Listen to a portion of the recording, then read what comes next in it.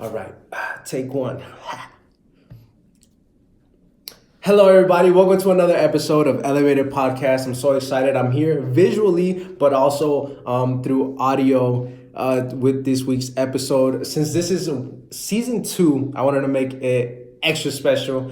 Man, I'm so excited. I mean, it's bittersweet that this season is done, but it's an honor, it's a privilege to sit down, talk about some ideas, thoughts that I want to put out because I think that it encourages people, it uplifts people, it allows us to grow, and even me, sometimes I need that encouragement, sometimes I need that upliftness, and so it definitely helps me, helps you guys. So, like it's a help me help you, type situation. Thank you guys for tuning in. Again, I cannot be more than grateful. I cannot be more than, honored to speak to you guys. And so thank you guys. Thank you listeners for the listens. Thank you guys for your feedback. It honestly astonishes me and gives me a lot of encouragement to keep walking, keep doing what I'm doing. And so this week's episode is gonna be straight from the heart. I actually did one last season, straight from the heart, and I thought it was a wonderful idea. It's just things that come out of my heart. But this week's episode of what I'm gonna name it Straight from the Heart Part 2. And so I wanted to talk about 6 things that I learned throughout this year, 6 things for each month. We're halfway through the year. Can you guys believe that? That's so crazy to me. But without further ado, guys, let's get this episode started. I hope that you learned a couple of things along the way. And I encourage you to learn from situations, learn from people, learn from whatever is happening in your life, in the world, so that you can be a better person, so that you can help others, so that you can get to the place that you want to be in life. And so without further ado, let's get this episode started, okay, guys? So that's how I do my the audio, you know what I'm saying? So I do hit that donezo. The season 2 episode, is it 17 or 18? I'm gonna put 18, I'm not quite sure. So here we go. Now, the first thing that I learned these last 6 months was love without expectations, give without expectations. And so this idea of low expectations equals gratitude. I know that that's hard to grasp because most times when we're doing something for someone, we want something in return. And I understand that, like in relationships, when you give a girl flowers, you want to receive that thank you, or wow, that's beautiful, and you get a little kiss, like you know what I'm saying? But I think that low expectations equals gratitude. And so when you're giving something, don't expect anything in return. Rather just do it from the heart. Because then if you give someone flowers and they reject it, oof, it hurts a lot. It hurts a lot more than if you were to give someone something and expect nothing in return. And if it's good or bad, there's no effect to your emotional state, and I'm really big on having emotional stability, because when you have emotional stability, you're able to have clear, kind of a clear blueprint on when and how to make decisions. And sometimes out of your emotions you make bad decisions. And so low expectations equals gratitude. Expecting nothing activates or alleviates rejection and hurt, and it eliminates the frustrations. It gives you power to win more than losing. So love, give without expectations has been the number one thing that I think I learned throughout these months. Number 2 was learn from anyone and anything. When you're going through a hard season in life, instead of complaining, sometimes it's like, ask, what can I learn from this? What can I learn from this situation? What can I learn from this hurt, this pain?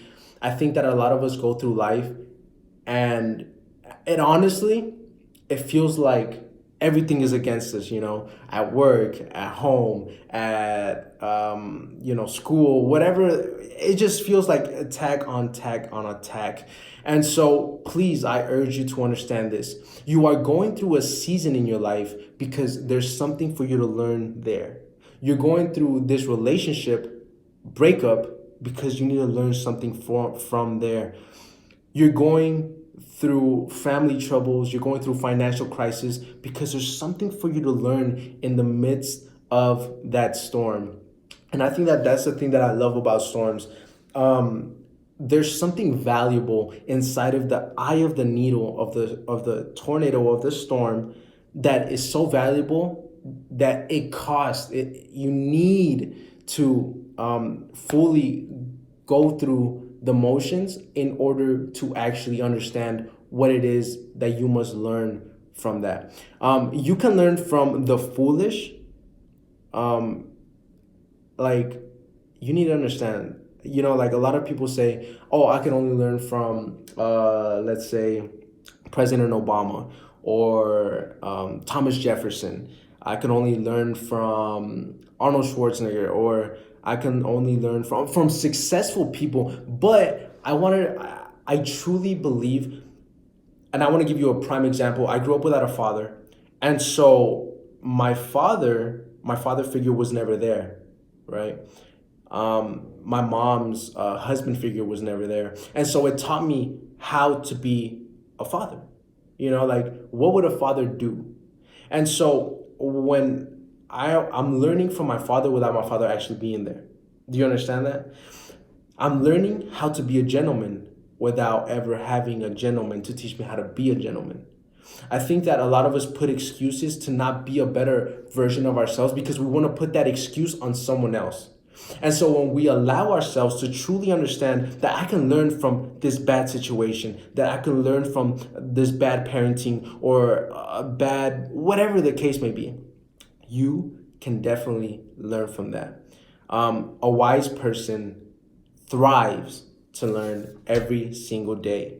Understand that every single day, a wise person understands that they can learn something. The third thing that I learned was patience in the storm.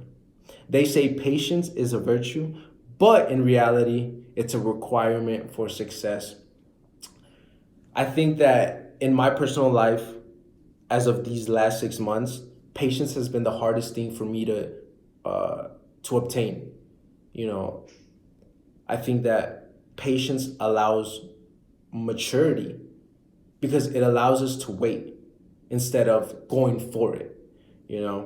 Nothing comes overnight. There are some, restrictions apply, but we must work hard and persevere through with patience. Know when to wait and know when to attack. I love playing chess. If anybody out there loves playing chess, hit me up. Ring ring. Hit me up, yo. Like, I want to sit down and play chess with you. Have a little coffee, have a little bit of jazz playing. But I love chess.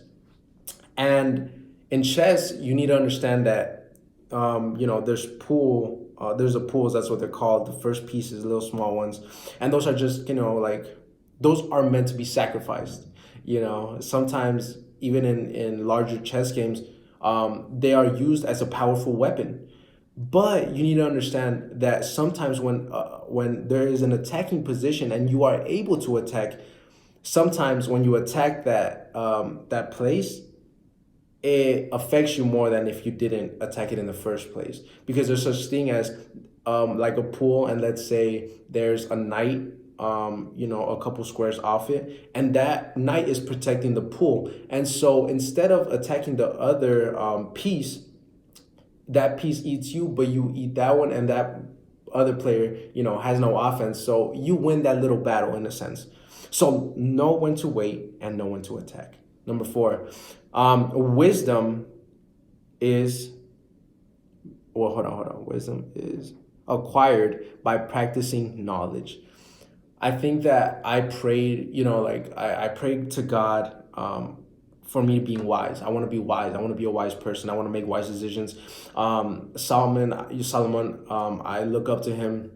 I think that he's one of my favorite kings of Israel. his wisdom was like no other. And he was the wealthiest. He was, the greatest king that ever ruled that nation. And so for me, he's an inspiration. And I take that, that little piece. God asked him, you can choose anything in the world and I'm going to give it to you.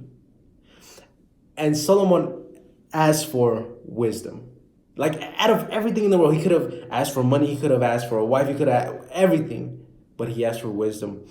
And so it's like this. I think this is a good example. If you read a book about healthy eating, about healthy habits, and you learn nutritional facts, you learn how to choose a healthy alternative, what diet best benefits you. But if you don't implement any of that knowledge, you're instantly become foolish. Like, wisdom is acquired by practicing the wisdom. Like, you need to understand there's something beautiful that happens, and I'm a burp, I'm sorry. Shout out to God.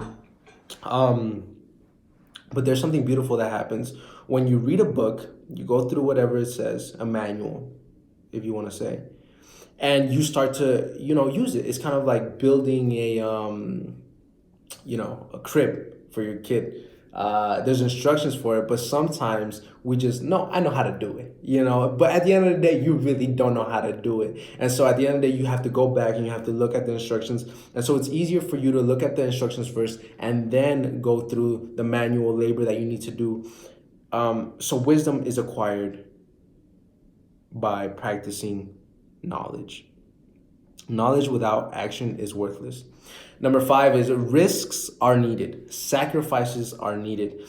If you aren't leading by example, you aren't leading at all. And this was a tweet that I put back, a couple weeks out. And it was this strong feeling like, Juan, if you say you do this, you need to do this. Because there's a lot of people that don't put their money where their mouth is. I actually text my friend a lot, and I'm always like, yo, we need to bottle up, or we need to go play volleyball, we need to do this and do that. And she's like, man, you need to put your money where your mouth is, because I'm always like, yo, I'm a run that, like, I put in work, boy. And so I love sports. I love getting competitive. It's I love it. But like, a lot of people don't put their money where their mouth is. A lot of people say they do this, but at the end of the day, when they're in the dark room, they really don't do that. Like, they only do it when there are people around. So sacrifices create the result of character, which you need character to get to the place that you want to be in life. It builds prudence.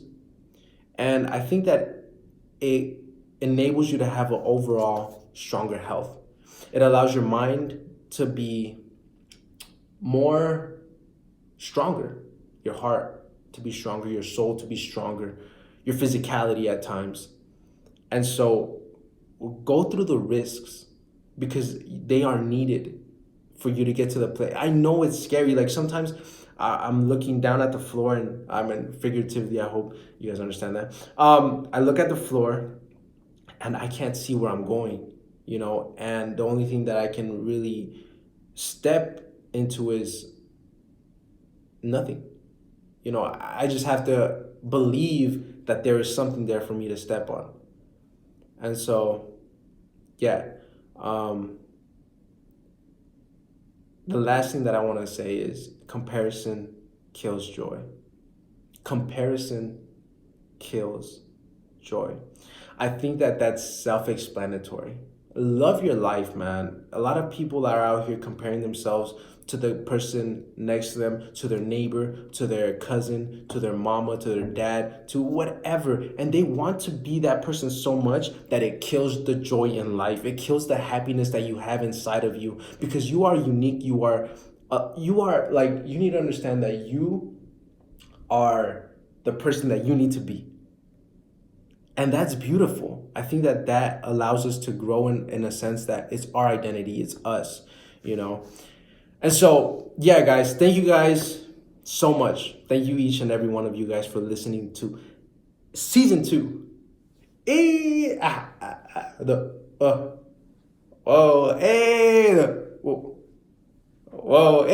No, just like, I love each and every one of you guys. Thank you guys so much. it humbles me. It honestly is a privilege to speak to each and every one of you guys that have listened to me. Elevated community, you guys are amazing. I don't know. I did that. Project's coming soon. The 20th of this month. TikTok. I love each and every one of you guys. Stay up. Stay blessed. Remember, find encouragement in your life. Find fulfillment. Find your purpose. Find your passion. Find everything and run it big. You know what I'm saying? So shout out to each and every one of you guys. Thank you guys so much. Yo, guys. I don't speak broke anymore. So, you know what I'm saying? Like.